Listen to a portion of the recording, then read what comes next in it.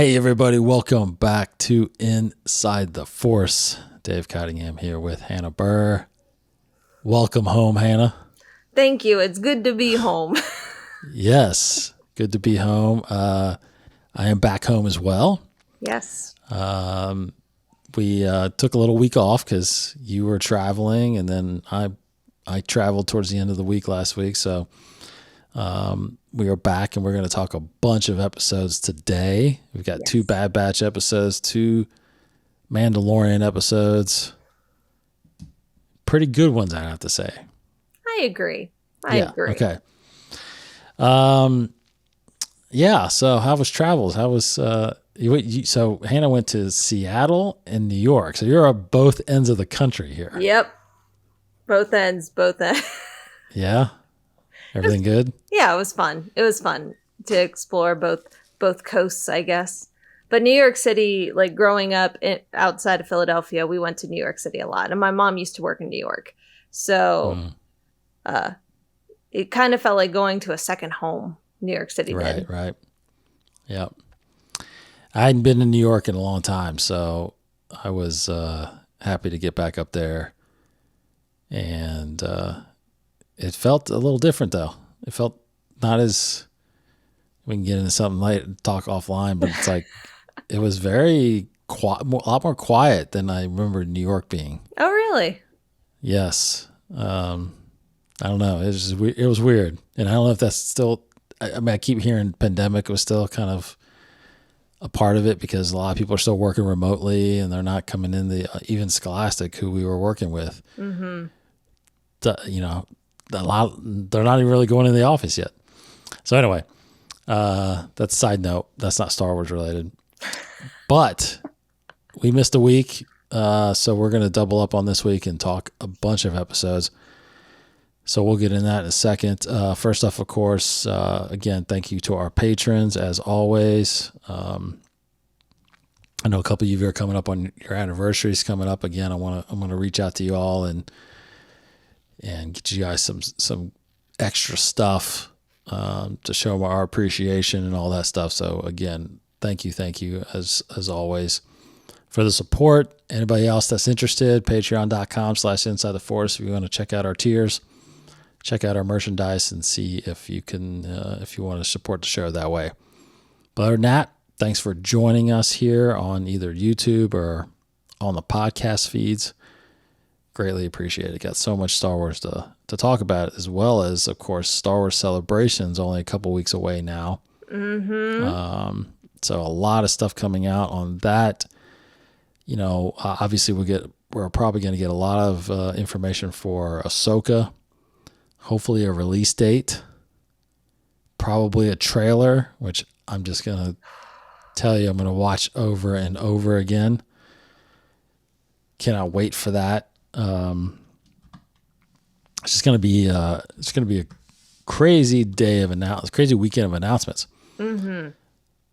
But one of them that we were expecting to get was centered around the next phase of Star Wars theatrical releases. Mm-hmm. And of course, right now, there's been a lot of rumors flying around about this gentleman named Damon, I don't know if I pronounce his name right, Lindelof, that has been kind of co-writing and it was going to direct this movie. But unfortunately, and I guess you probably haven't seen this, Hannah, since you've been traveling, he's out. The co-writer is out. So the word is that I've seen today is Stephen Knight. I don't know who Stephen Knight is. I might try to Stephen Knight. He was the creator and chief writer of BBC's sensation Peaky Blinders. Knight's body of work includes critically acclaimed crime dramas like Dirty Pretty Things and Eastern Promises, along with more character-focused films like Pawn Sacrifice and Spencer. So I don't know him, and I don't know any of those things. Actually, Peaky Blinders, there's people in my family that swear that's like one of the greatest shows they've ever seen. Seriously. Have you ever seen it? No. Yeah, I haven't seen it either. So apparently it's really, really good. Anyway, apparently Stephen Knight now has taken up the development of this movie from Damon Lindelof and Justin Britt Gibson. That was this movie that is apparently rumored to be coming out December of 2025. So I personally, Hannah, think that, I mean, this throws a huge wrench into whatever they were going to announce at Star Wars Celebration. Does it? Because, well, I mean, the expectation was these guys were going to be there coming out onto the stage and saying, hey, we're going to do the next Star Wars movie. And guess what? It's coming out in December of 2025. Now, they're not going to come out. When you have a new writer come in, whatever you were planning on showing, or this is granted thinking that they were going to actually explain maybe what the movie was about, give like a couple descriptions, and then maybe even some artwork or something like that they usually do. I remember when they did this I remember a celebration, they did that for Rogue One. They showed like concept artwork and they talked about the movie. And of course we got what they were talking about. Here it's like they could talk about something, but then this guy might come in and rewrite the whole thing. And it's nothing like we expect, right? Which happens. Yeah, I guess that's true. But what if what they say is, hey, there is a Star Wars movie coming? Like, we'll confirm that. Would you be happy with that? Because it's not confirmed yet. Not from Lucasfilm, no. Exactly. So. Yeah, I mean, now we can only the most we could expect is that, hey, there is going to be a Star Wars movie come out. We just can't tell you what it's going to be, which I think everybody expected to, at least, because we're a year and a half away from December. No, we're actually 2.5 years away. So we got plenty of time to December 2025. Yes. So there's plenty of time to say, yeah, we have time to tell you what the movie's going to be about, but expect the movie in December 25. So I think the excitement would be a little less because I think everybody kind of expects there to be a movie in 25. I think the excitement is centered around what is the movie. I got you. Right? I mean, people were pretty fired up when they saw Patty Jenkins get into an X-Wing and, it was announced that we were going to get Rogue Squadron. I dead. So anyway, I think coming 2 weeks before Celebration, this is a major change to probably what their plans were going to be that day. But they got 2 weeks to fix it. So 2 weeks to come up with a plot. Go. Yeah, I know, right? And honestly, this may have been. It's just announced, so this might have happened a couple weeks ago. Yeah. Internally, right? So who knows? Or maybe it's hey, this is the story we really want to do. You don't want to do this story, so you're gone. We're bringing in someone who wants to do this story. So maybe they still have that same story. Maybe, and I did see, and a lot of people are saying that you almost probably should have felt this coming because apparently Damon did an interview a couple weeks ago, and he had mentioned that you have to be very careful with Star Wars, right? Because it's so majestic, and the following of it is so significant that you've got to take care of it. And he admitted he felt enormous pressure putting something out there that's worth putting out there. And he's like, it's not like you just put a Star Wars movie out there. You need to make sure it's at that level. Mm-hmm. And I don't know if it was Lucasfilm that said, this isn't good enough, go away. Or he actually might have said, I don't think I can deliver, so I'm out. Yeah, that could have been it. He could have been like, this isn't for me. Right. And I need to do it justice. You need to do it justice. So That's it. Yep. So hopefully we'll get official word, but right now it looks like this thing's getting moving on, and who knows when we're gonna get another movie. Who knows? Yeah, I don't know. Okay, so that's the biggest news I saw. Everything else is kind of some minor stuff, but obviously there's going to be some big stuff coming in a couple weeks at Celebration. mm-hmm. But we need to talk about these episodes here. So let's dive into the Bad Batch first. All right. So the Bad Batch last week was episode 13, Pabu, and then you had episode 14 this past or today actually, called Tipping Point. So let's start with Pabu. Obviously, last week we got an interesting episode where our Bad Batch team gets taken by Fee to a very remote location called Pabu. And we learn all kinds of things about this place and about our team and where they are right now. What was your impressions, Hannah, with this episode? I really liked this episode. I think it's the perfect... It's showing what they want, because they want what's best for Omega. And this is, the best of all worlds. They get to hide while Omega gets to live a normal life for a kid. I honestly don't think I think if you got rid of a good chunk of the first bit of the Bad Batch, held on to just a couple of those episodes, and then continued from Metamorphosis on, like, this would have been a solid home run season for Star Wars and for Bad Batch. I think this episode, like, I don't even know what else to say about it. To me, it really showed them getting what they wanted to set up, realizing what they need. Right. And what they really need to do. It shows... I think it also shows, too, though, that there are places in the galaxy where the Empire hasn't touched. So it makes the Empire not seem as powerful as we think it is. So they can be taken down. They're not this omniscient. I can't say it. They're not everywhere all the time. Yeah. It's been a long day of flying. It has been, yeah. The Empire isn't everywhere all the time. There are pockets here and there where they don't know exist.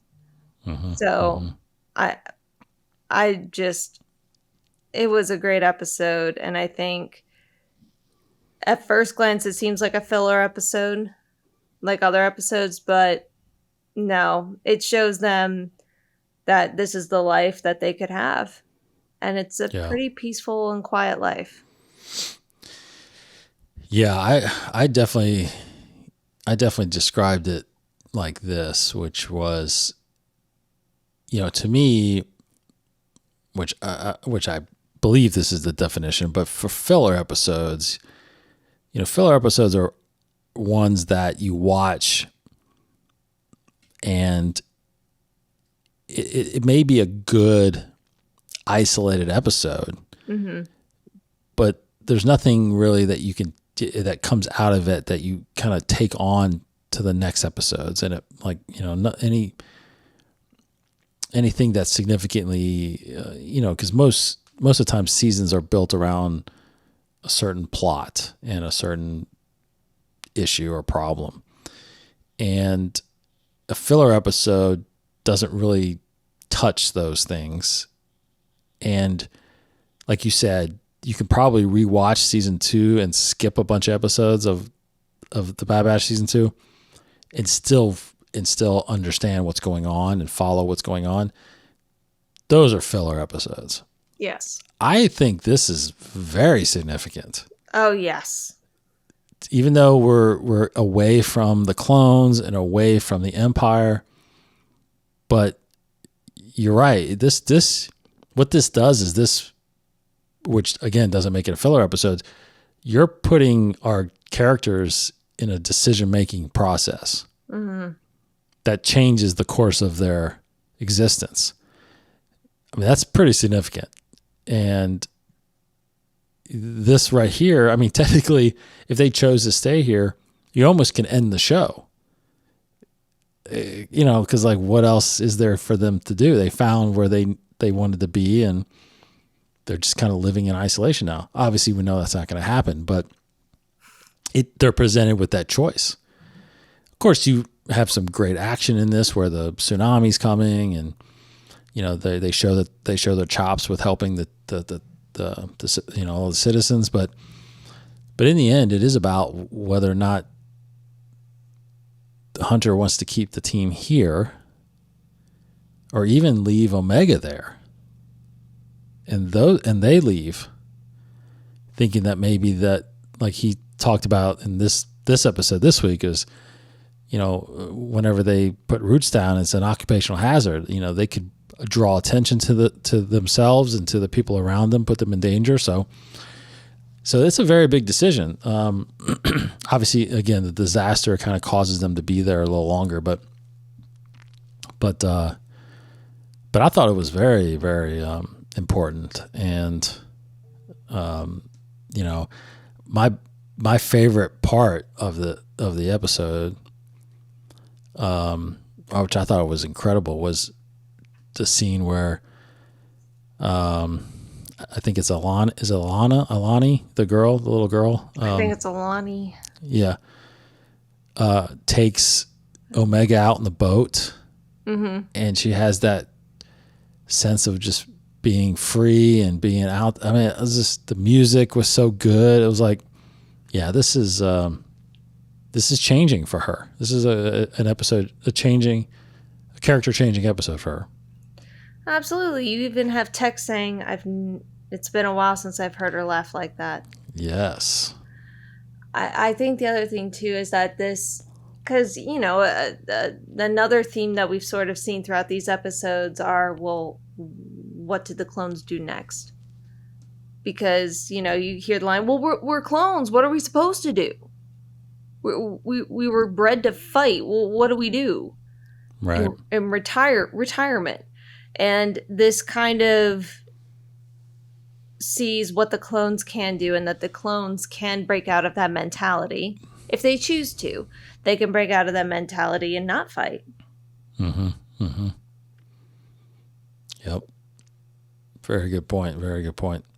I think, you know, it was, what was strange too about it a little bit, you know, when I talked about, like, I mean, it kind of felt like a season finale almost, because we never cut away from this. Like, this was the only thing we saw.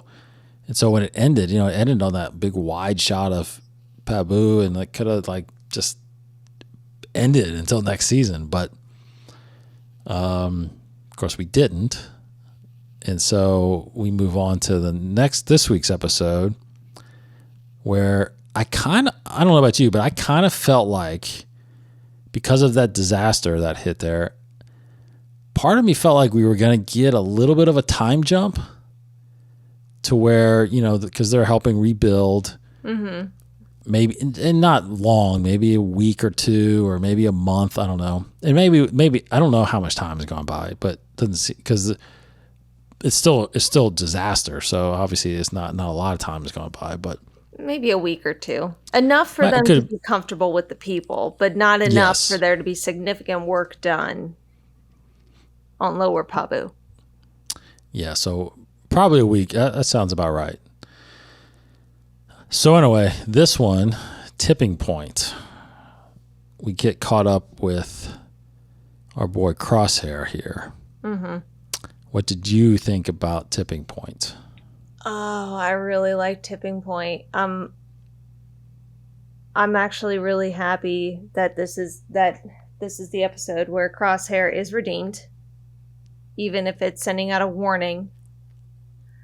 And I love the fact that, because a couple weeks ago we talked about how, maybe they kidnap Omega And then they go to rescue Omega and they see Crosshair there. And that's where a decision is made. But now I like this better where the ball is in their court. They have to decide, do we trust Crosshair or do we not?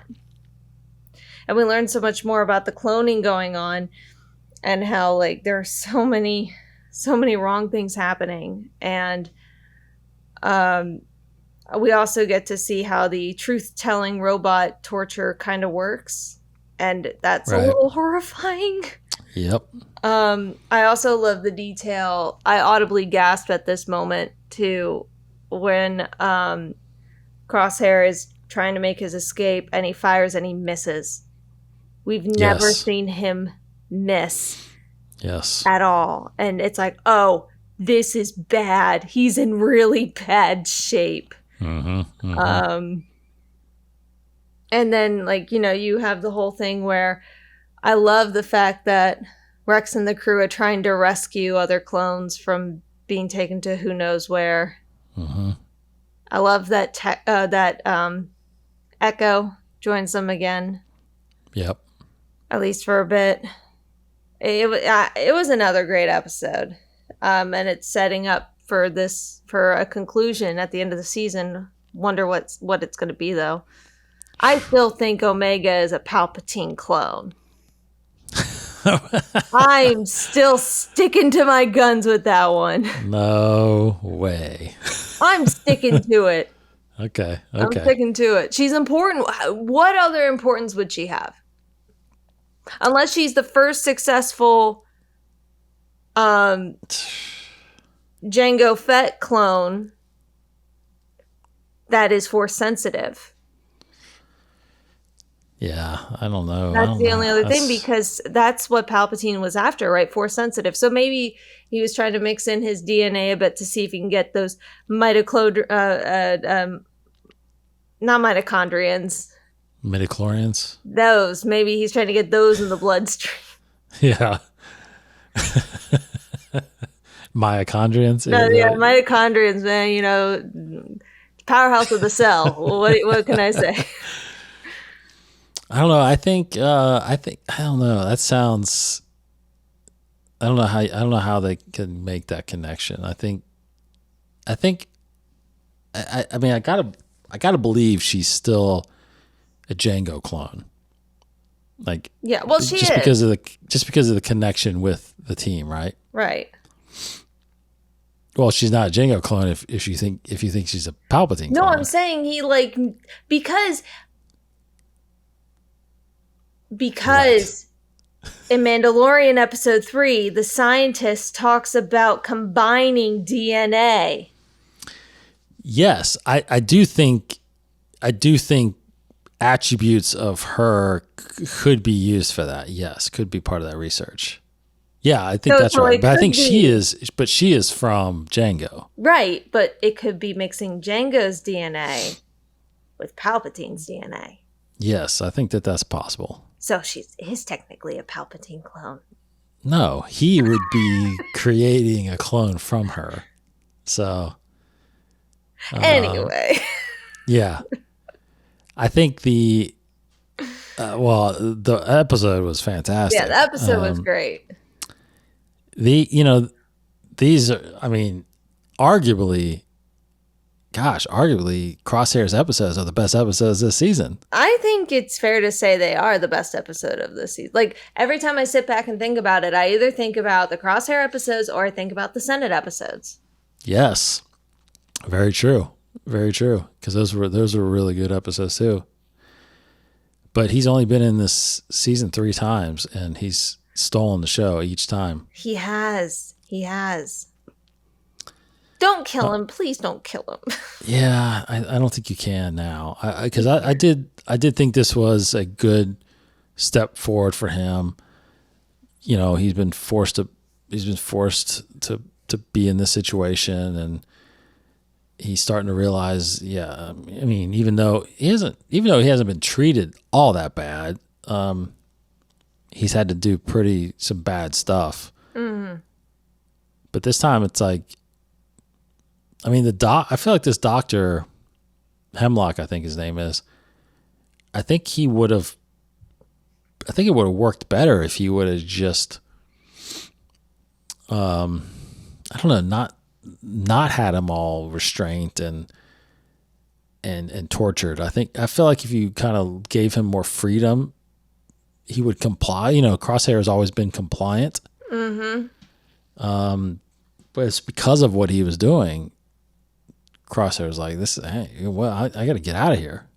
Yeah, he's like, I'm being treated the same way as everybody else. Now, if he was showed a little bit of respect like we've seen earlier in the season, I mean, it wasn't a lot, but it was a little. Yes. Then he probably would have, helped him out. But because he's like, wow, you're just straight up, like, there's no respect here at all. We are literally only tools for you. Yeah, no, thank you.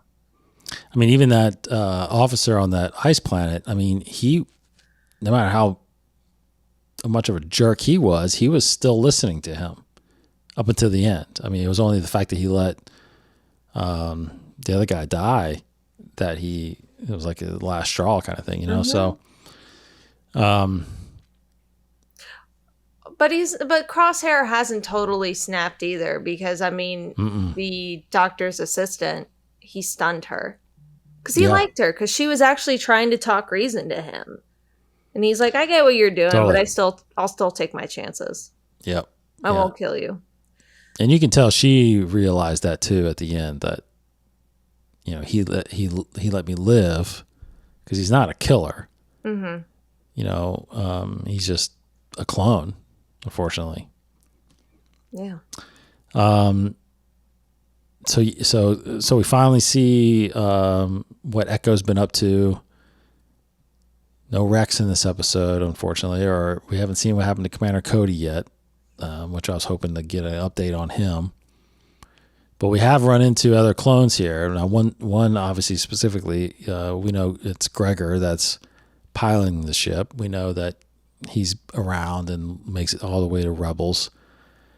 But they're there rescuing Hauser, who we saw in a previous episode that kind of defied the orders and stuff like that. So that was cool to see that. I was trying to think, was that was this season? Or was that last season? I think that was last season. I'm starting to think it was too. Yeah, I think that was last season. Yeah, I think it was last season, right? Yeah. Which is crazy to think, like it took this long for them to bring Hauser back. I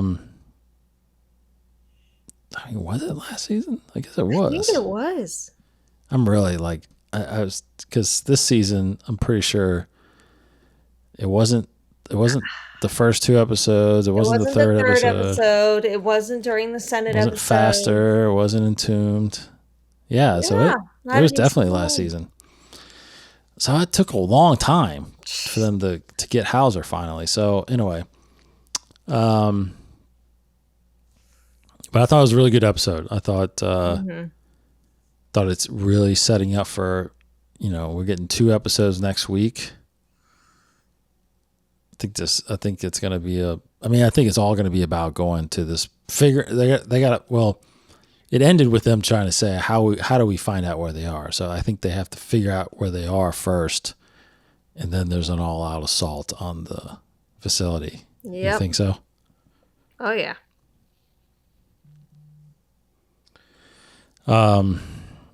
Yeah, so Crosshair, fate of Crosshair, you think he survives, goes back to the Empire, goes back to the team? I hope he goes with the team. I hope. I think he's redeemed himself. But so if that's the case, then what do you think? What do you think the Bad Batch show goes then? Like, where does it go from there? I think it goes at that point. Maybe Crosshair is the final domino that's needed to help them really go after the Empire. Although I think actually what's going to happen is season 2 is going to end with Omega being kidnapped. Oh, okay. And season 3 is them tracking her down and getting her back. Interesting. Okay. And Crosshair is either going to join them or he's going to die. Okay. That's where I think this is going to go. I think that's a good guess. I think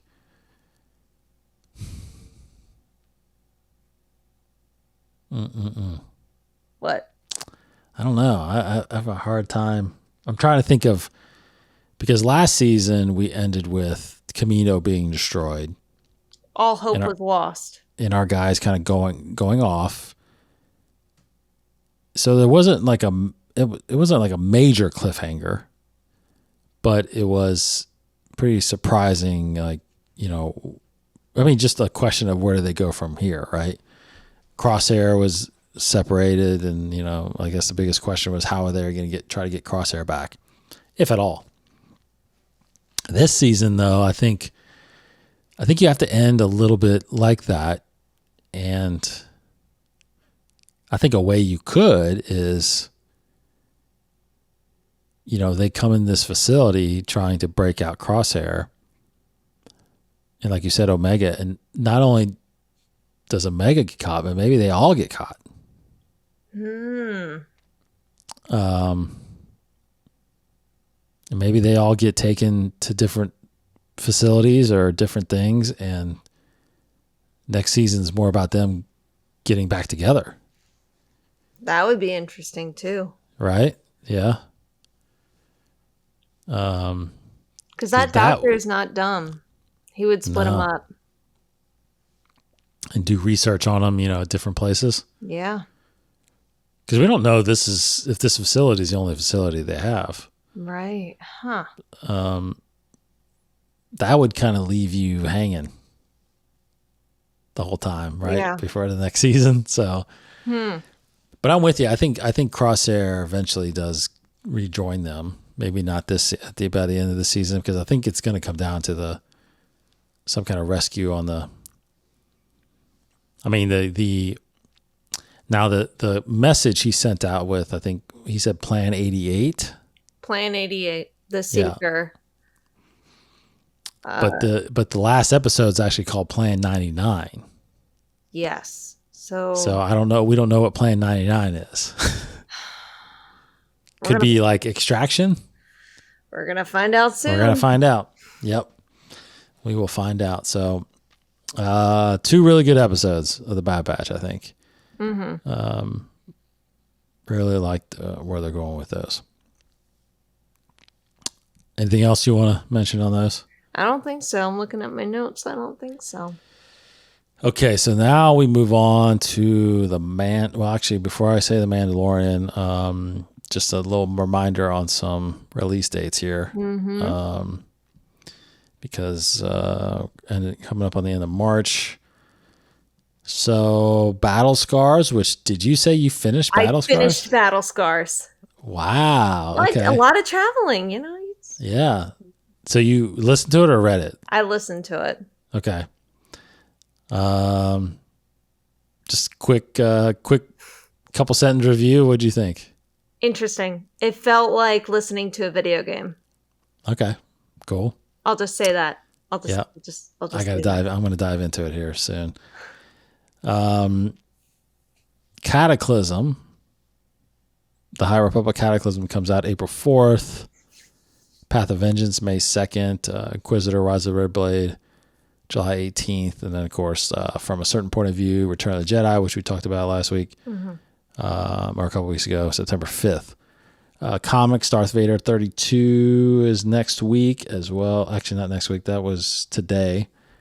And then High Republic number 7, High Republic, The Blade number 4 will be out next week to finish out March. So go check those things out.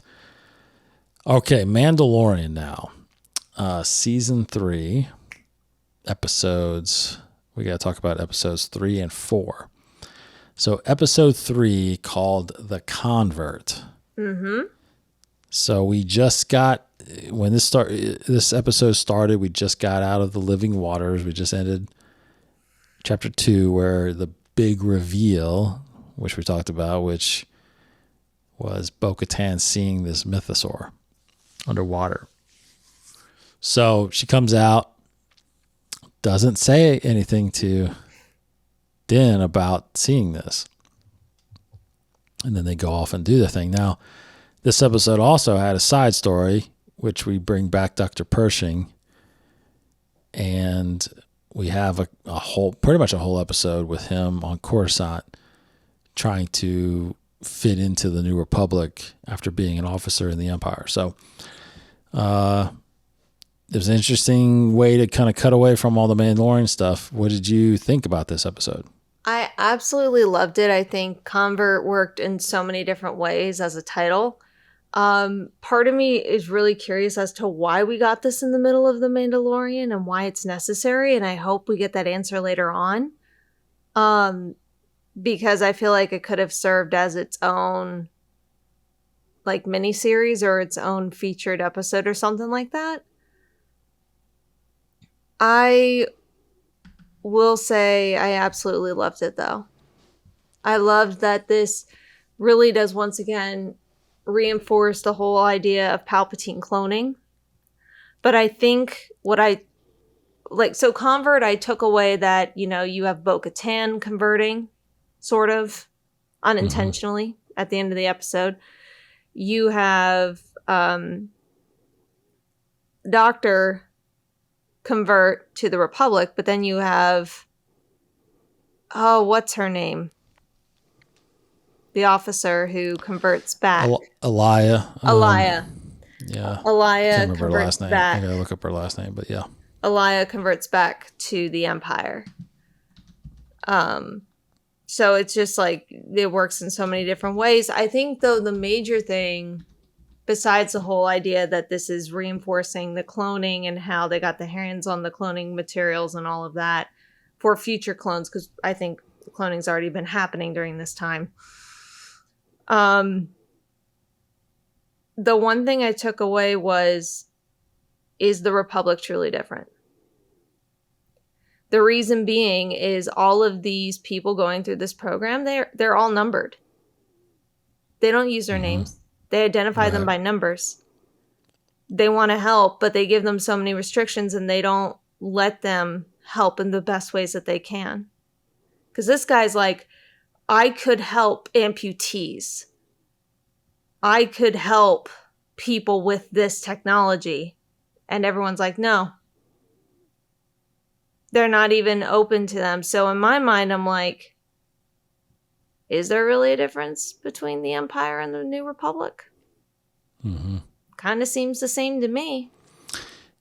Yeah, so why do you think that is? Why do you think that is that they're using numbers and not names? I don't know. I would love to know why, and I don't know if it's because it's the First Order, coming up from the ashes through all of that, so that's why they kept it. But I don't know. I have no idea why they would give them numbers, because giving someone a number like they did with the clones strips your identity. It strips your individuality.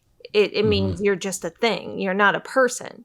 A name humanizes someone, which is why the clones gave each other nicknames. So I would love to know why these people were given numbers and not just called by their names. Even the droids called them by their numbers, not their names. Yeah. I know. That's awful. Yes. So is it really different? Obviously they're given a few more freedoms. They're allowed to wander and they're not confined to a room, but still. And I understand there are some restrictions that need to be in place because you don't trust these people. Right. And rightfully so, you don't trust these people, even though they they might not have necessarily wanted to work for the Empire. They still did. Yeah, that's true. And that's where I'm at with them, because are you doing that with, why are you doing that with everybody and not, like people that, I don't know, subcontracted for the Empire, it's like, yes, are you doing it for them too? Well, at that point, technically everybody was involved at the Empire, even senators. That whole scene where they're like, oh, Empire Republic doesn't matter, it's whoever's in control. It's like, okay, well then why don't they have numbers? Yes. What are you doing? What's the whole purpose of this? Yes. So that was the part that I took away was, is there, like, I don't see a difference between the Republic and the Empire in this episode. I really don't. I'm sure if you just swapped the names, no one would have noticed the difference. Well, and technically that is what happened, right? I mean, I think the Republic became the Empire and became just more of a military might versus, a government protected by the Jedi. And at this point, we're converting back to the New Republic, and it seems like it's a lot slower of a transition, because that's what I was thinking too. When I was talking to Martin on the other show was, now we know that it's, this show debuted 5 years after Return of the Jedi. Mm-hmm. And it's been a couple of years now, we're told. So we're 7-8 years away from the end of the Civil War. And they're still processing Imperials? Like, I get it that there were a lot of them. But, man, I mean, I would think, a couple years would be all you need to do this. It's crazy that we're 6, 7, 8 years down the road, and these people as in the former Imperials, are still being, conditioned to come back into society, basically, and not have these feelings of, and not every, like we talked about too, not every Imperial had these feelings of hatred towards people. I mean, they just were doing what was the galaxy standard now, which was the Empire. Following orders. Exactly.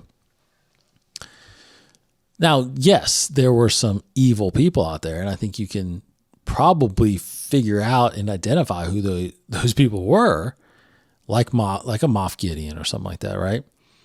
Or a Tarkin if he was still alive. Yeah, or a Tarkin. A lot of these governors out there, so I was a little. I just started thinking about that and trying to think of why they would. I get it. I get him. Maybe I get the doctor, because he was still working for Gideon through this time period. So maybe a lot of those guys maybe the guys we saw there in the courtyard there were still, working for some remnant of the Empire. I guess that could be the case. Well, and I guess so too, because we all know the war didn't end on the moon of Endor. No. It kept going. So there could have been, spouts here and there. Mm-hmm. Right. So maybe that explains. Makes sense. They're still collecting some former Imperial still working out there or something like that. Maybe I guess that could make sense. So in the end on this though, what do you think was happening there do you think Pershing, do you think there's any reason he actually even comes back? That's the thing. I have no idea. And if he doesn't come back, or if we don't get some payoff from this episode, I'm like, why? It was great. I love the story, but why was it here? Mm-hmm. Why put it here? Why not do like an anthology or something? I don't know. Like, I think the significance of this episode is to basically just let us know that Gideon is still out there and he's still influencing some of these Imperials. Okay. I guess that makes sense. Because I still think he's the big bad of this show. Okay. Right now the Mandalorians, especially now that they've kind of regrouped, there's no one really threatening them at all. Oh, there is one person threatening them, and it's Vizsla's son. He should not be allowed outside anymore, because every time he's outside, something bad happens. That's true, actually. Sorry to jump to the next episode, but... That's true. Yes. A big old alligator or a big old dragon. Yep. He should not be allowed outside. That's true. Right. So yes, they do have an enemy. It's Vizsla's son. Vizsla's son. Okay. Yeah. Causing problems. Okay. So we can jump to that. The Foundling, episode 4, chapter 20. We've seen Bo-Katan now be part of this Mandalorian group here as covert, and she has decided to walk the way. You a little surprised by that? Not necessarily. I think part of it, like, kind of tying in from the last episode where she's like, wait, I'm what? I'm a part of this now? What? I think it's part of, she's like, well, I don't have a home, so can't beat them, join them. Right. Like, she doesn't have a home. She doesn't have anywhere where she technically belongs. So I think part of her is like, it could be worse. So I don't think she herself feels like she's part of the way, but she will follow the rules to be polite because that's who she is. And out of respect. Yeah. Yeah. Yeah, I see that too. That makes sense. Yeah, her home got bombed. All her people left her. So all she has is Din and Grogu. Yeah, if she's not there, where does she go? There's nowhere else to go. So she's probably just like, might as well at least. Which is pretty sad to think that it seems like her whole the Kreese family is gone. Like, I think she's the last one. Yeah. So yes, this becomes more of a kind of an adventure episode where they're, like you said, they're freeing Vizsla's son. Now, I don't know this. I don't realize. I was trying to think of the significance of that. Like, do we care who the mother is? I feel like it's very much, and I'm only gleaming this from what I've read and talking with my husband's family. It feels very Native American in the sense of everyone's family. Mm-hmm. It doesn't necessarily matter who's your mom or who's your dad. Like, it matters, but it also doesn't matter because everyone treats the kids as one of their own. So you don't think he's his biological son? No, I think he is his biological son, but I think the reason why all the Mandalorians jump to it is they all see foundlings as their own children. Does that make sense? Yeah. He has that extra tie, which makes him not really think logically, as we see, because, that's his kid. Of course he's going to go after him and not really think through anything at all. Yeah. That makes sense. But the fact that everybody jumped into action to save him, everyone who could did. Yes. Shows that they have that mentality that they are one family. So they treat all the foundlings like their children. Yeah, that's even though pretty they good. might not be the biological children. Yeah, I was thinking if it is his biological son, which it seems like it is, I'd peg him as what, 8, 9 years old, if that. Maybe 10, maybe 11, but not much. Not a teenager. So that means he was born and around when they were on Navarro. So yes. he's been around, unless he wasn't and he was somewhere else and he went and got him later or something. I don't know. It could be that he was living with his mom and then his mom died, so his father went and picked him up. I mean, that could have been the case too. And I'm sorry if I got that whole culture thing wrong, but that's how I think the Mandalorians are, what their mindset is. Oh, the Native American culture. I got it if I misunderstood that. But I think that's the mindset of the Mandalorians. Yeah, this episode is called The Foundling, though. Do you think it's referencing Paz's son or Grogu? Both. I think these titles are wonderfully picked because they could apply to multiple people. Oh, okay. Yeah, I like that. So, because it could, I mean, Grogu's technically, like, he is a foundling. Mm-hmm. I love the fact of, like, wait, what is the phrase they keep on saying? They know before they speak or something like that? Something like that. Something like that. Yeah. I love that. Yeah, because my thoughts shifted from thinking, okay, the kid's the foundling, but then all of a sudden it shifted to Grogu a little bit too, with him training and stuff. I'm like, oh, wait a minute, he's the foundling. I think they're both the foundling. They're both the foundling. Yep. Different. And then you have 3 new foundlings coming in, the baby birds. Oh my gosh, yeah. That's hilarious. Is it awful for me to say that as soon as that creature died, I was like, oh, those poor babies. I actually said the same thing. Okay. I said the same thing to my daughter because we were watching it together, and as soon as the mom kind of, I guess fell in the water, I'm like, dang, man, now the kids are going to probably die. Yeah, I was like, oh no. Yes. No. So the fact that they brought them back was pretty funny. I loved it so much. But awesome too, because I mean, they're going to train them and ride them. Oh, heck yes. That's going to be awesome. Heck yes. I was like, yes. But yeah, I was so scared for those kids for a second. It's like, oh. I know, it's pretty crazy. But I think we're glossing over the biggest highlight, which of is this episode. It's Grogu's flashback. Yes, and we see the Jedi. Absolutely. That saved him.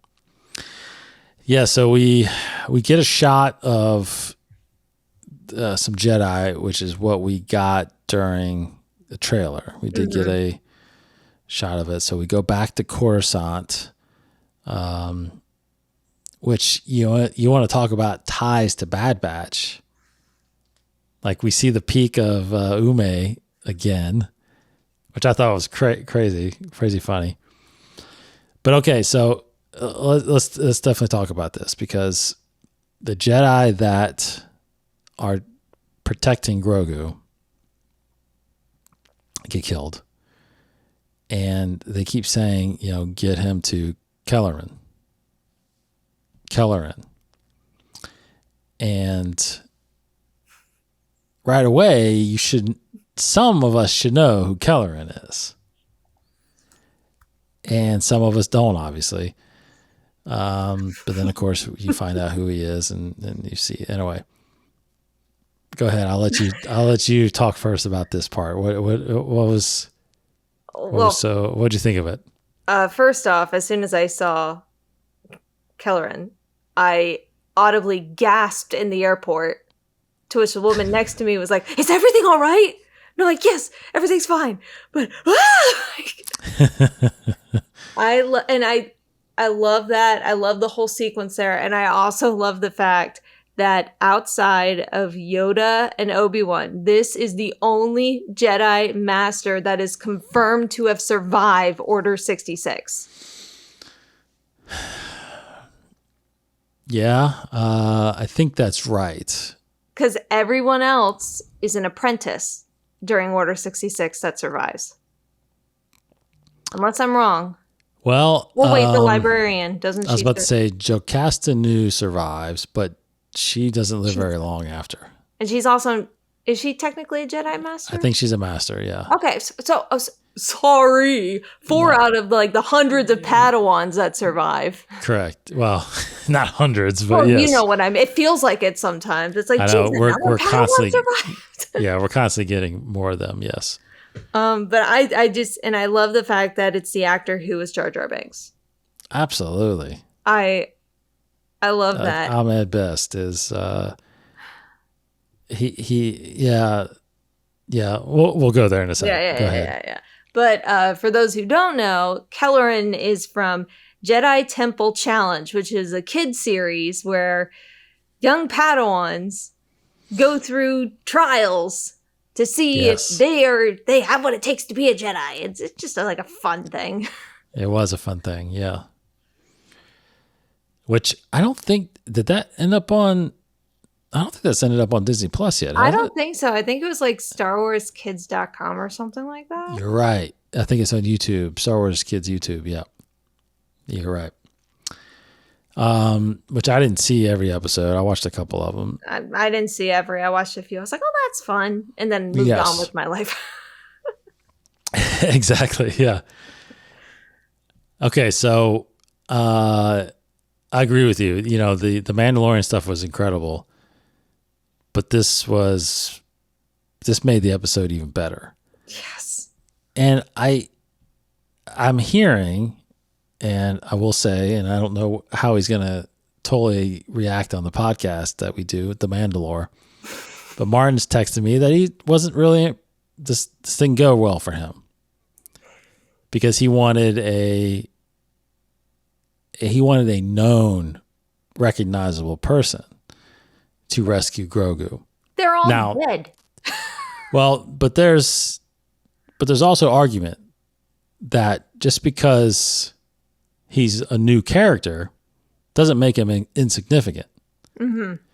Because when the doors opened, like I knew who he was.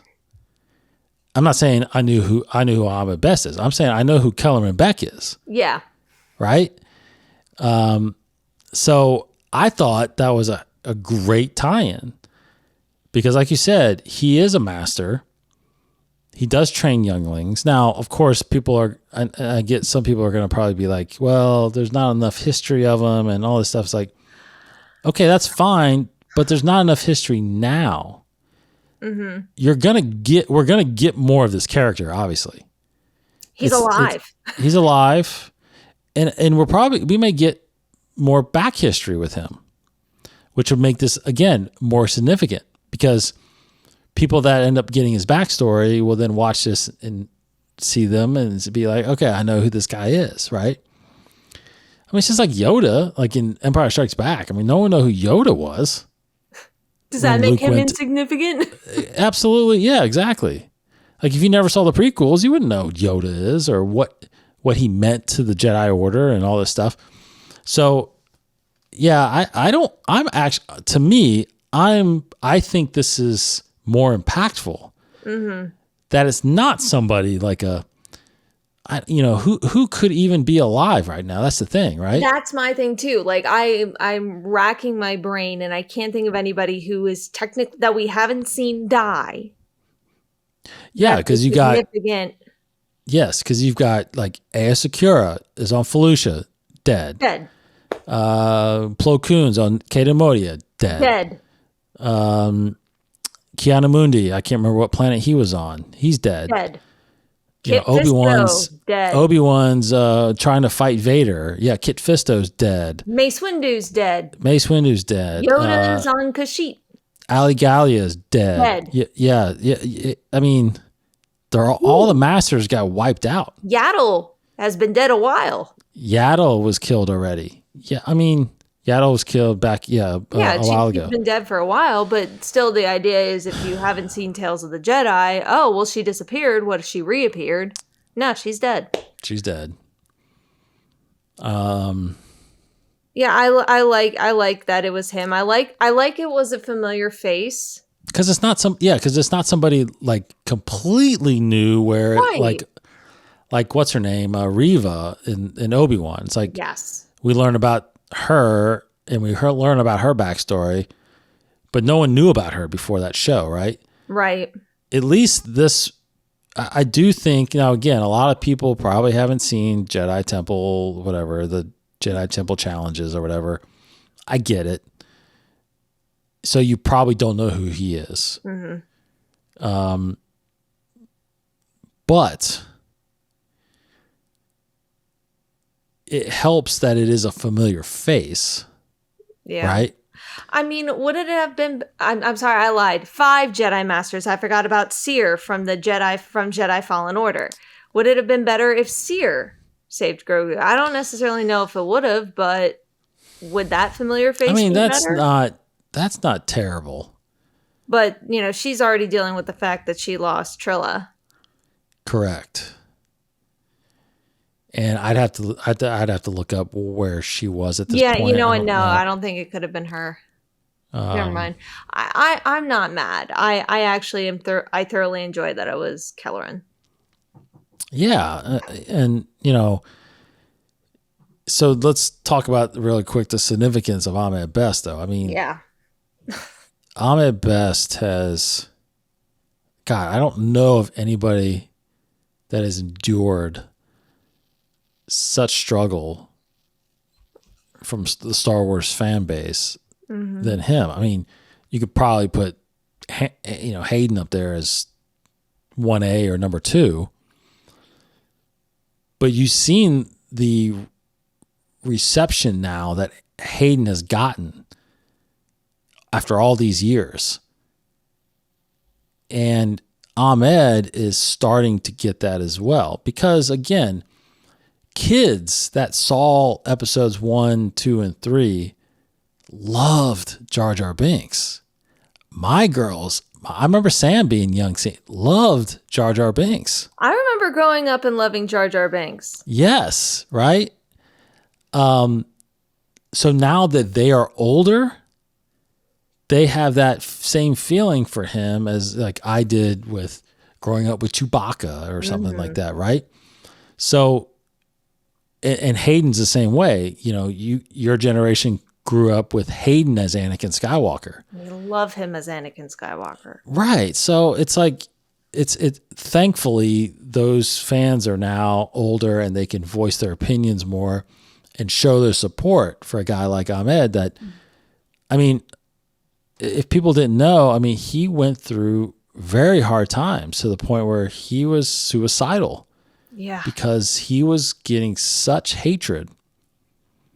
But people need to realize that this guy was the best at the time when episode 1 was, he was the best at that kind of performance. Yeah. Like no one else could pull that off. No. So you got to understand what he was trying to do, what George was trying to get him to do. And whatever that was, he pulled it off. And you may not like the character, fine. But it has nothing to do with Ahmed Best. No, not at all. Not at all.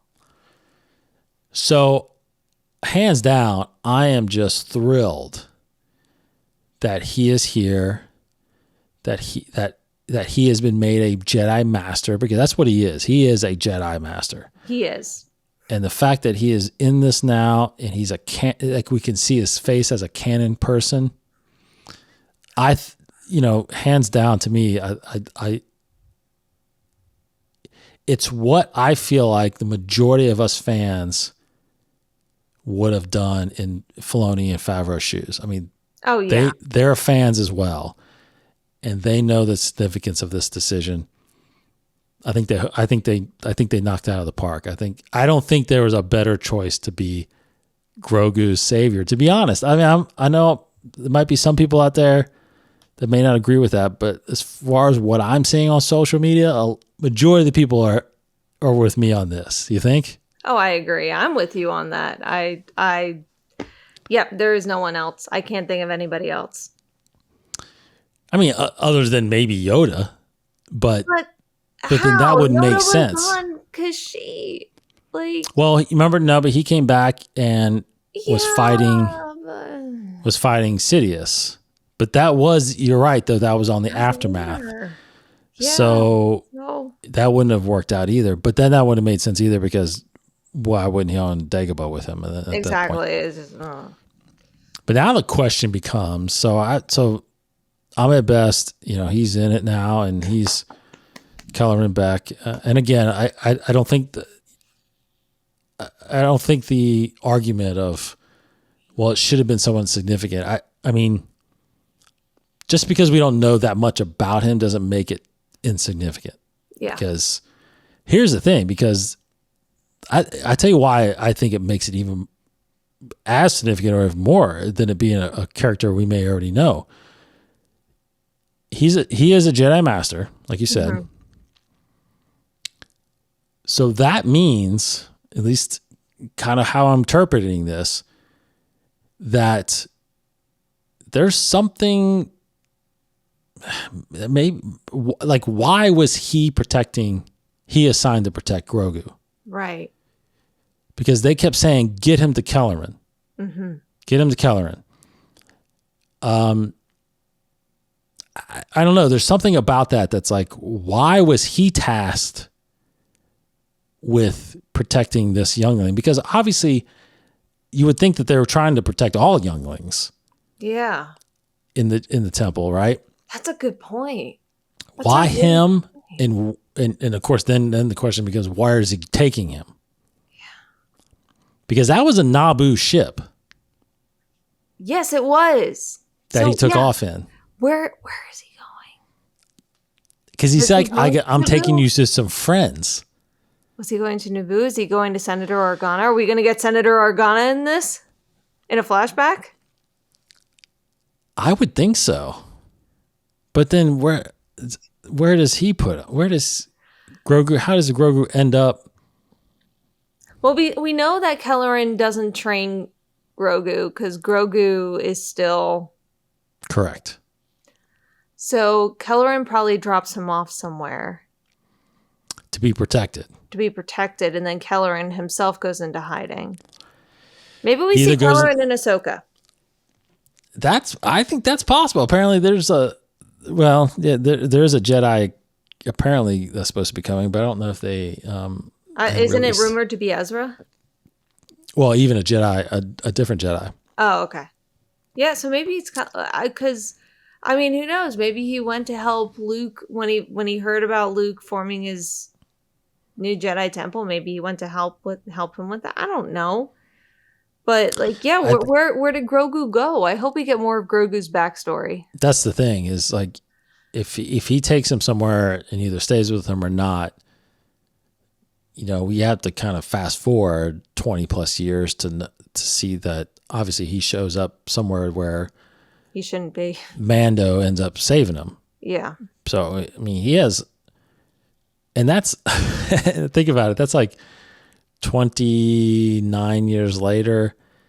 He's still in the same little. Right. Is he still in the same little carrying case, Yeah. Jeez, I completely forgot that it's like nearly 30 years difference. Oh, yeah. Yeah. So there's a lot there. Where is Grogu for 30 years? Almost. Wow. And is Kelleran back? Does he survive somehow still?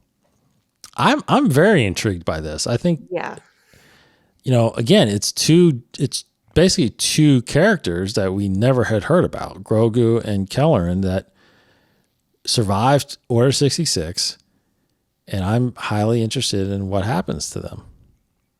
It'll be interesting. I'm excited for next week's episode. Yeah. I'm so excited to see where that goes. Who the people are that are friends, taking in the friends. I have a feeling they're probably no one we know either. Probably not. But which will be nice. It would be nice. But again, somehow he gets taken or something at some point. But we'll see. Anyway, love the episode. Yes. Love Ahmed Best being in this thing. Yes. Now we do go back to real quick. We go back to the Mandalorians, and I thought the other significant thing was Bo-Katan actually confessing to seeing the mythosaur, but the armor didn't really. I don't know if believes her or didn't believe her. I think she's gonna hold on to that piece of information. She's kind of given up on the Darksaber because she can't wield that. But clearly, I think that was her kind of testing it, trying to see where does everybody stand on this. And it sounds like if you've actually seen a living mythosaur, then you're a ruler or you have power or you're a leader or something significant. So I wonder if she's going to hold on to that piece of information for herself until she needs to pull it out. Yeah. Yeah, I thought the way she asked the question was a little a little unsure of herself. Mm-hmm. Oh, that's and less confident, So I feel like the armor almost picked up on that. Like, that's why she kind of almost felt like, well, you saw it in a vision, I guess, right? So she's like, no, I actually saw it when I was in. She's like, well, you kind of see things, when you're when you're underwater and it's dark. She blew it off pretty quickly. The armorer did. So I think Bo-Katan, unfortunately, I think you're right. I think she's just going to kind of keep it to herself now. And something's going to come up, I think, that's going to make her have to either go tame it and like ride this thing or... Are we getting a How to Train Your Dragons moment here? Maybe. Yeah. That'll be great. Yeah, I'm looking forward to that. So... I don't know. We actually got some fantastic episodes right now going on. Let's keep riding this wave. Yeah. Well, this coming a week from today, Wednesday, you're getting 3 episodes, right? So a 2-part finale to the Bad Batch, and then of course a brand new episode, the 5th episode of The Mandalorian, season 3. So 5 episodes next week. 3 episodes next week. We got a lot to talk about next week when we get back. So thank you everybody for being here and listening. We will be back next week. Let me see if our boy Thrawn Addict probably said something about last week. Yeah, real quick. Here we go. A couple weeks ago, this was based on the ruins of Mandalore. So when we saw the mythosaur for the first time. Yeah. Thrawn Addict says, really looking forward to the new certain point of view book. Love the first 2 books and enjoyed pretty much all the stories in them. Would love to see a short story about contractors building the second Death Star, being told they had to double their efforts and finish building it quicker. That would be hilarious. I always thought about them hearing that news must have been soul crushing and would be funny to see their reaction. I agree with both of you, Owen, regarding the films. I feel like they need to plan before going forward, but I think they will get a better idea what plan is when we know what the first movie's about. Got my Battle Scars book today, so going to start that soon. Really looking forward to yours and Hannah's review of it. I will get on that. He goes on to say that this episode of The Bad Batch was good. Was great to see near end of episode that the clone troopers were dying protecting cargo, which turned out to be a new armor for troopers that were replacing them. So this is a couple episodes back. Yeah. Also knowing that this was like a Mark 1 or a slightly different version of Stormtrooper armor was cool to see. It was good to see Crosshair finally give in and see the Empire and evil and have no respect for the clones. I'm not sure if he fully turns to the good side, but might have plans of his own to take down the Empire or help clones that might align with Bad Batch plans for a short time.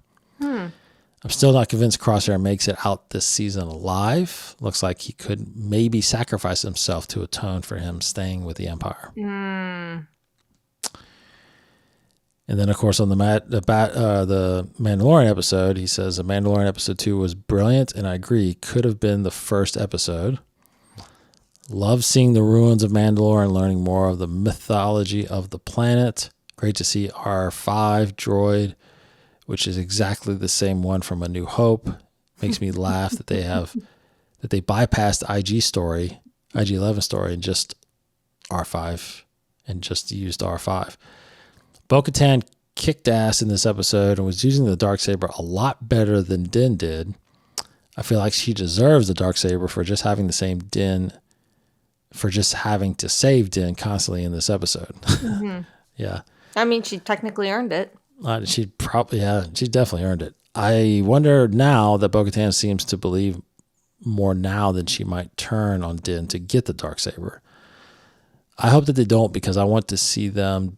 I don't want them to do to Bo what they did to Scarlet Witch and Doctor Strange, and just turn the female hero crazy and evil. Lastly, loved all the species monsters in this. I actually jumped a few times in this episode. Good stuff. Good stuff. Good. Darnak, thank you so much for the comments there. And those are on YouTube, so go check us out on YouTube. Let us know what you thought about these episodes, about what we're saying. And, of course, like I said, on patreon.com/inside-the-forest if you want to support the show that way. Yeah, lots going on. We got, again, 3 episodes next week, and then the following week, Star Wars Celebration will start. So lots to talk about, Hannah. Lots to cover. Here we go. Here we go. Thanks so much, Hannah. Thank you, Dave. Of course. Thank you, everybody, for listening, for watching. Go to Inside the Force and check us out. We will see you next week. May the Force be with you.